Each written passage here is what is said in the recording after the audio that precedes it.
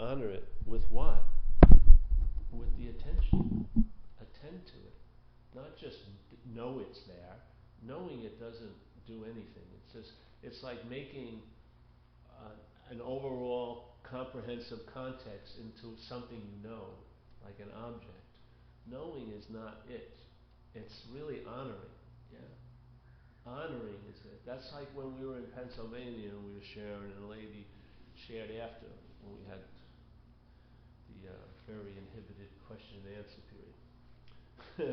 She was sharing and she was talking about, you know, what she felt was happening with me when I was sharing. And I said, yeah, the thing is, the words and stuff are obviously can't describe a point clearly to that, but the honoring of in the sharing of it, the honoring of the sharing of it, it's sort of like that gaze that can be impressed upon the words, yeah. That honoring of that space when it's shared, you know, verbally, can be impressed on the words like a vehicle, like a little impression, and that's what the message is. That's the conveyance. That's the message. It's what they convey, yeah, and what they convey is an intimation of what can't be seen, but how it conveyed is honoring it, yeah. In other words, when a pause occurs, honor it. I mean, don't, you know, the mind wants to immediately bookend it in time. See that and just sort of stand your ground. It's not you, but, you know, just stand your ground in that honoring. And in that honoring, then you start valuing peace of mind. You start valuing what can't be tabulated, what can't be traded in a marketplace. Yeah, it's just infuses the way you see things and how you travel in life. Yeah, but that honoring brings it to light. It sort of illuminates it, and in that illumination, you don't see a thing, but you see. Yeah, the illumination sees, but it doesn't see a thing. But it sees it, it senses it, it sees it. It's not an it, but it sees, yeah, the sense of it. And in the honoring, I find what allows that maybe just an infrequent turning towards as a posture. Yeah? You start holding that posture through honoring of what's been revealed. Yeah? And then no matter how many postures life calls you on to take, there's still a prior posture of looking, you know, looking, let's say, into infinity, yeah, while being engaged in things all day. And I would say the honoring is a tough one. It's sort of like honoring grace. Like in recovery, I've seen a lot of people who've had a lot of time, meaning 10 years, 12 years, 20 years, and they go back out and they enter. That sleeping dog wakes up, yeah? They give it a bone, and it starts gnawing on it. And then there's a tension to that bone, and the gnawing continues. And then there's a point, it leaps from up here to out here. And they take a drink or do a drug, and then the genie comes out of the bottle, and it's like party time, because now it can manifest. It was just running around in here. But it's just like if you're in a relationship and there's an anger towards the other person, there's this sometimes an urge to say something quite stupid, yeah? And the anger is like, it's like something, you know, clawing at the door. It wants out. It wants to manifest. And there's a sense of being right, yeah, and they really, and there's been a lot of mulling over it maybe, or just a big rush, but its impulse is to get out. It wants to manifest. And if it does manifest, that manifestation produces a reverberation, yeah? And a lot of unintended consequences happen that you're not going to particularly enjoy living as or through for the next 3 days, or some people 20 years in prison. So the grace we have is to really stay, in a way, in the unmanifest. Yeah? just not like that anger wants to get out like a ravenous dog, but an honoring of the non, the no thingness, yes? And in that, it will manifest, yeah? It will show effects through this life. And if we're wise enough, or we have the eyes to see, we'll see those effects, and they'll remind us of the tree they came from, yes? And in that, because we can't see the tree, yet we're seeing things all day. So, left to this device, this perceptual device, we're going to take this place to be real. That's just the way it is, yeah? Because this doesn't see nothing. The consciousness that produces vision, vision through the eye, does not see nothing. Mind sees nothing. But the consciousness coming through the eye sees things. It's not going to see nothing. Yeah? So if there is an identification or reliance on this as my navigator, as my guide, as my flag setter, I'm going to take this to be a thing, and I'm going to be identified as that, and I'm going to take things to be real. And my relationship is going to be from one thing to another thing all day. The idea that of spirit and everything like that is just an adjunct, or just a very weak addition to that main programming. Yeah? In that state, mind is not going to become spiritual. It's going to try to acquire spirituality like a graft, and it's totally conceptual, its idea of spirituality. And it's going to try to graft it on to the previous identification, so that this can become spiritual, so that maybe it'll get an advantage that it's seeking that it hasn't found in other strategies. Yeah? But self can't get out of self. Yeah? That system cannot become spiritual. Yeah? Quote unquote. It's not. That's a name too. But it can't become what it inherently is. It's a recognition of what it's not. Yeah? What the mind is taking to be itself, but is not. Through that recognition, then the course is set, because the course takes no time and there's nowhere to go. Yeah? It's the perfect course because you're already there. Yeah? There's no time to it and there's nowhere to go. That's what sets that course. And that course, to be steady on that course, is honoring in a way. To honor, just like I was going back to the people. I saw in all the years I watched people go out, one of the things is they took something for granted. They took the grace that facilitated a shift, a psychic shift in their head. They took it for granted, and they decided to pay allegiance and wake up that dog in a way, with the expectation that place they called recovery would be exactly the same, and they could get back to it after the weekend or something. Yeah? And in one sense, you could say AA or recovery is the same, but they're not. Yeah? Because they were taking themselves to be a solid inherent entity, not a possibility to be taken over. And now they've been taken over again. This space they called their home is just an inn, so to speak. Yeah?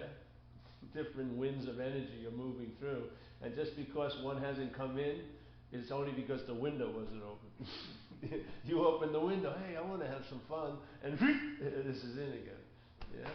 Yeah. and then when they attempt to come back, that compulsion to keep getting loaded is really strong, and they don't like the meetings, which the meetings are the pharmacy for the skillful medication they need for a day at a time to stay sober. Yeah? So now they don't like the meetings where they have to go, in a sense, and the compulsion is raging. In other words, the dog wants to go out all the time. Yeah? And it's shitting, and it's pissing, and it's eating all your shoes and everything else like that. Yeah? So you think the better answer is to go out, let it out, but when it goes out, it doesn't like going back. Yeah? And you, thinking you're an independent entity, that you have will, a choice about it, it's very quickly shown you don't. Yeah? I find what happens there is there's been a lack of honoring of it, that's all. And the honoring, to me, really keeps you on the quote-unquote straight and narrow. If you've honored the revelations you've had, be it through LSD, who cares?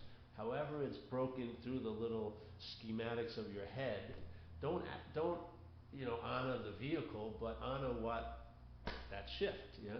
What opened up, yeah?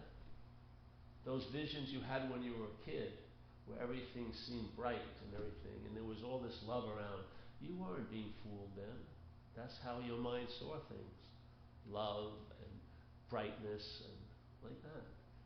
To believe and say, oh, that's just foolish shit because I grew into the real world, forget about it.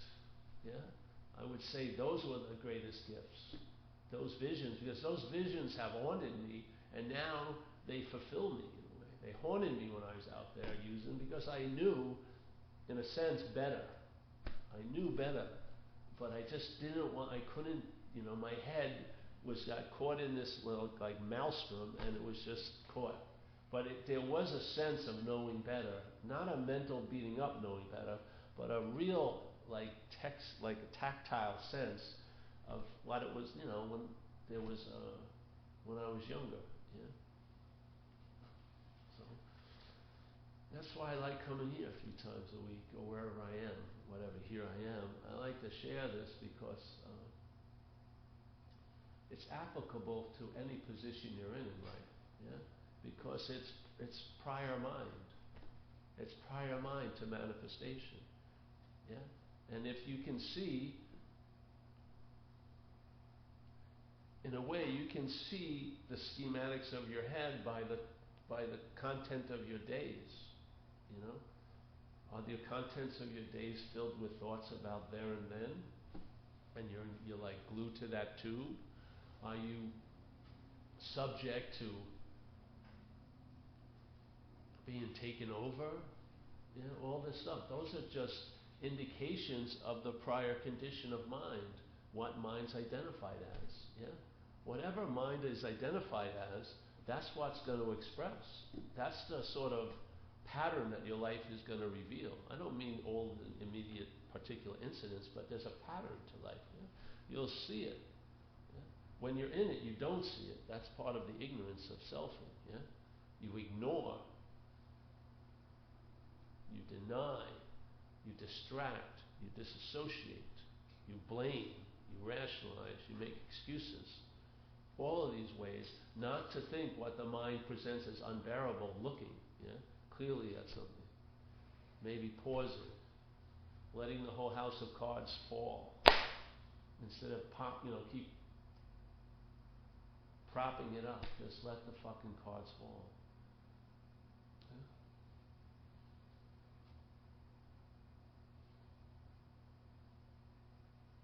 Yeah? So I don't know, with me, that unspoken yes really caught my attention. See you, Deb. Good luck with everything. Yeah. She's got to see her other boyfriend. Good that you understand. Totally all right with it. Yeah. You got to see your other boyfriend too? Jeez. They're all leaving. Chris got to see. All right. Maybe I should see some. So,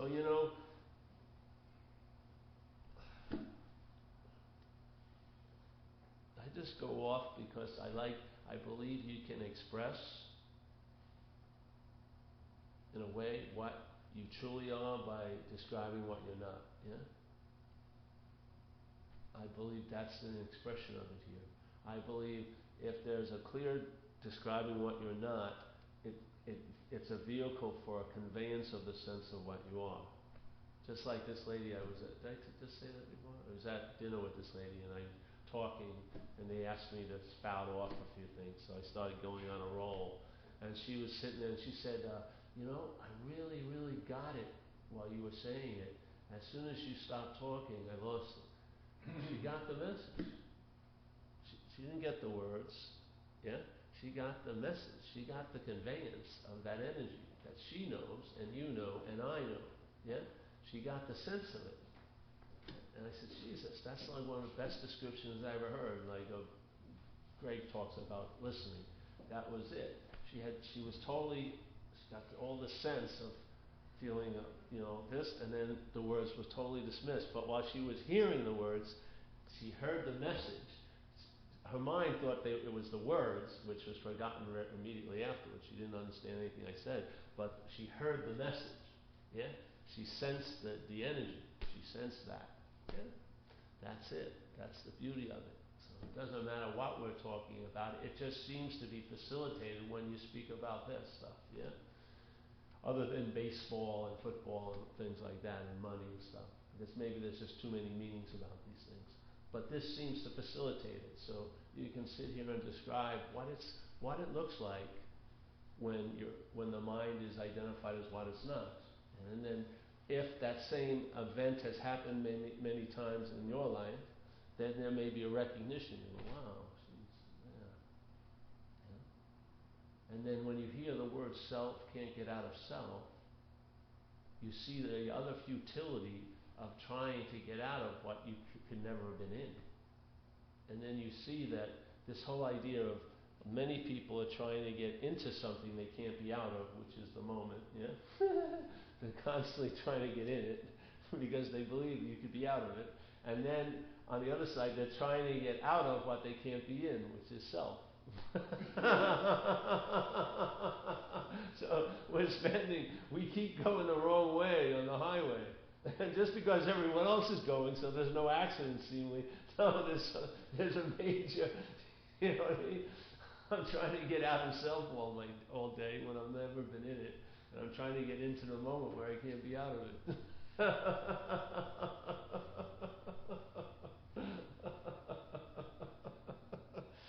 It puts a stop to a lot of stuff. It does. An understanding or an aha puts a stop to a lot of stuff. A lot of the mental stream will drive up like that. Its momentum will have been sucked out of it because the mind will see the absurdity of what's been happening. Yeah, by a simple little invitation. That just like the idea of what's not happening. The kids get it. Debbie's kids got it very clearly. Yeah, they lay it on her now. Mom, that's not happening. Yeah, and because the kids are more rooted in that. Yeah, but the whole idea of what's not happening, if you see it as really inherently not happening, of course the thoughts about it are happening. Yeah, but the picture and the reality that's construed isn't happening. It's not appearing. It's not appearing. It's not taking form. Yeah? It's happening here, but it hasn't reached the point of happening out here. And it never will. The past will never happen here, and the future will never happen here. It's impossible. No matter how much the mind plays God, it can't bring that about. It can just think a whole lot about it, and it can produce an effect in you so that you react to it here, but it can't bring it here. You cannot bring it here. Yeah? So that's the solution to it, in a way. It's truly not happening. And then, when this hit me, it's like a complete stop. It's not like you're slowing down, putting on the brake, and it's a complete stop. It's actually not happening. What more do I need to do about it? Absolutely fucking nothing. Maybe my logic is off, but that's how it worked for me. Hey, it's actually not happening. It doesn't have, I can't feel it, I can only think about it. It's not happening. Okay, let's get on with it. What the hell are you going to get on with? If you realize all that your mind's getting on with isn't actually happening, you are, with no practice, bro, and no having to get you onto the plan, you'll be immediately dropped here. Your attention interest will land like a parachute, and you'll be here. Yeah? And then when the planned journey is set up, you won't put on the fucking parachute. You'll say, no, sorry, Captain. I've been on that plane before, and I'm just going to stay here. And then you realize you don't even have to, there's no choice of staying here. There's no way you cannot be here. Yeah? You have no fucking choice. It's totally out of your hands. Yeah? And then now the here dictates, not you by making it there and then, but the here now dictates. The here, and I don't mean there's me in the here, there's not me in here, there's not me in the moment, there's just moment, there's just whatever's going on. There is really, all the defined separateness is very blurred, yeah? I don't stop here and then there's this space and then you start there where your skin is. Come on, it's just, mind is not encapsulated as a body, yeah? I mean, talk about the pores. It's leaking out everywhere. Nothing's keeping it because there's no thingness. You're not gonna. It doesn't make a hole when it leaves, yeah, because it's more like space on a wall in space. The wall is just appearing in space. Yeah?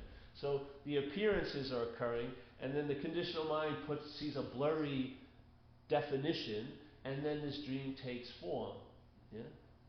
And now and then there's a forgetting of the like, let's say, the soup of mind, and now you're looking at all the little chunks in there, and you're a chunk, and then the whole little life of, in the content of the soup happens without no knowledge of the soup, yeah.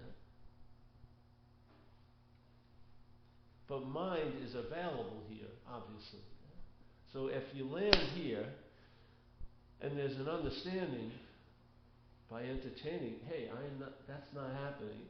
It's a nice way of staying here, in a way. It'd be like little guardrails, if you want to call them G-O-D rails. They're little guardrails to at least keep you here, yeah? And so that your little, wild horses up there will be weaned off of the idea they can run into the pasture of the past and future. Even though they'll keep going, there won't be any saddle on them, and you won't be on them. And the brand's lifted, it's not your thoughts anymore, and they're just wild horses running. Yes? You're not whistling them back and, are these your horses? No, they're not my horses. You don't have to clean up their shit. Yeah. Oh, your horse caused a lot of trouble. They're not my horses. They're just freaking horses. Yeah. So a certain freedom starts occurring, yeah? And I'll tell you, the mind knows that flavor of freedom, yeah? It knows it. One little drop of it, it has a memory, in a sense, of the whole ocean, yeah? So through repetition, the mind hears it, and the mind's coming out of a certain posture, yes? There was nothing wrong about being in the posture, and there's nothing wrong about it coming out of the posture, but it's sort of coming out of a posture, and then your life will start feeling a whole lot different as you travel, yeah? So life will be happening, but not to me. Yeah? Body sensations, which would usually cause a total uproar in the mental interpretation, can cause that uproar, but that uproar doesn't cause your attention and interest to bind with it or impregnate it with the ability to manifest. Yeah? It's like it's running, but there's not a compliance, yes? There's an acknowledgement of it, but there's not a capitulation as it, yeah? Yeah.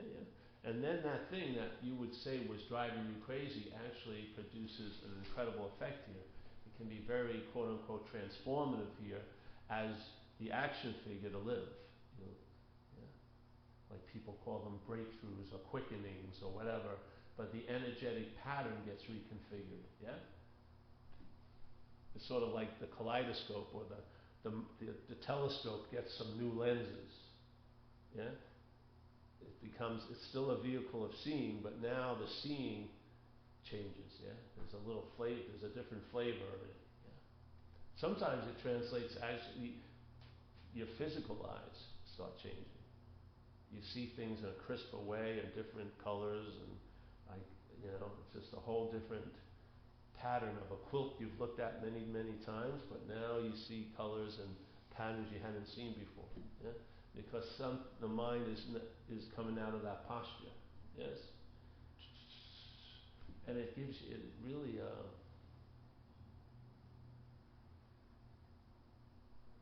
there can be no end. There's no end to it, really. There'll be an end to this, but there's no end to mind.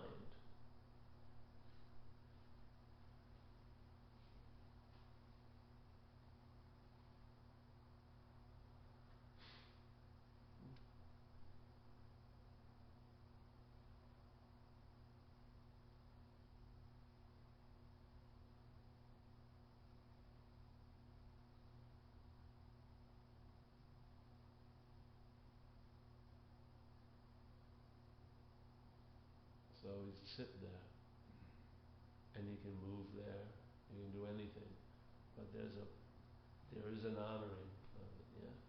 You may not have to do rituals or, bathe yourself in oils and everything like that, but there's an honoring, yeah, there's an honoring.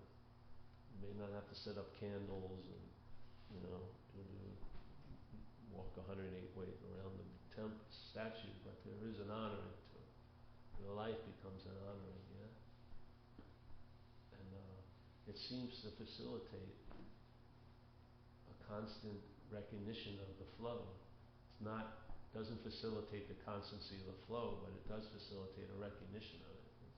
You recognize the constancy of the flow. Yeah, anyway. Yeah.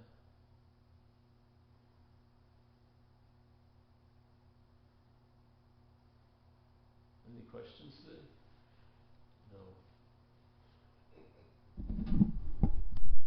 I could go on today. This week. Leave it as it is.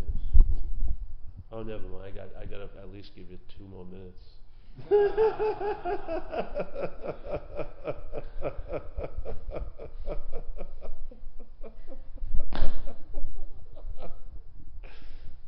I'll give him a minute of laughing.